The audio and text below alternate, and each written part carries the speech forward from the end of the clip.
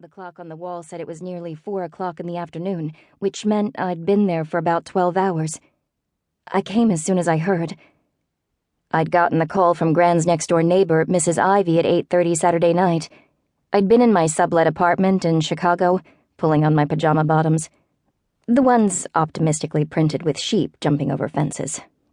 And surfing the on-demand cable TV menu for a movie I could stand to watch, which isn't as easy as it sounds now that I've grown bored with revenge movies.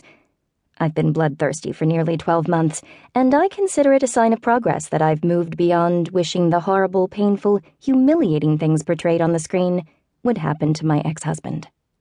Still, I can't stomach romances. All those happily ever afters make me want to hurl. I can't stand movies about friends, either, because the woman I'd caught in my bed with my husband had been my very best friend, my high school BFF, my college roommate, the maid of honor at my wedding, who'd helped me pick out the very linens she was lying under my husband on. So anyway, I was surfing for a quirky independent film, or maybe an action-adventure movie, while tugging on my pajama bottoms at a ridiculously early hour in the evening, which I know is a pathetic thing for a 31-year-old single woman to do, alone, on a Saturday night. But then I'm apparently no better at being single than I was at being married. When the phone rang, I hopped over to the bedside table, one leg in my PJs, one leg out. The area code was Southern Louisiana, but I didn't recognize the number. "Hope," said a wavering falsetto. "It's you, Miss Ivy, your grandmother's neighbor." A cement block of alarm hit my chest, sinking me to the edge of the bed. "I've already talked to your Uncle Eddie, and he asked me to give you a call," she said. Heaviness pressed on my clavicle, constricting my airflow. I immediately feared the worst. What happened? "Your grandmother fell." My free hand covered my mouth. Oh no. "Yes, I'm afraid she did. Her new neighbor on the other side, he's Griff and Peggy Armand's widowed son-in-law. He moved to Wedding Tree a few months ago with his 2 children. He bought the old Henry place.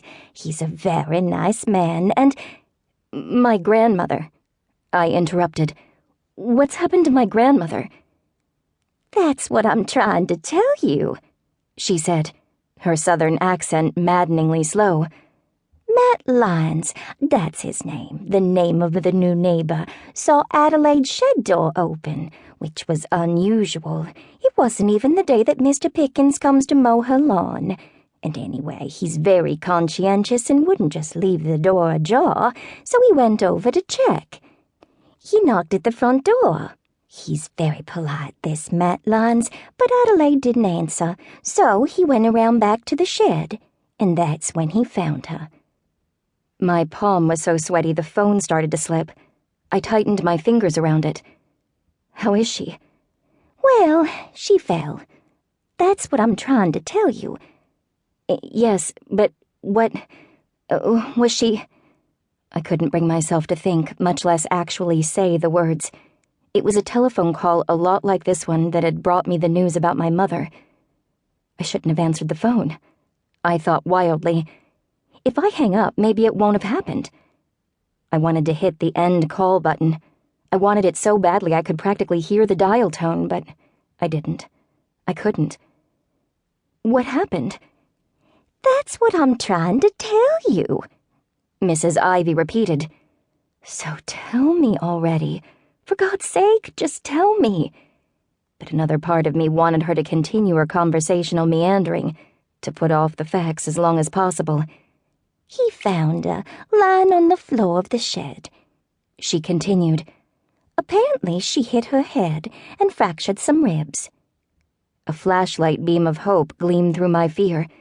People don't talk about fractured ribs if someone's dead, do they? How is she?" "Well, pretty bad." "But she's alive?" "Yes."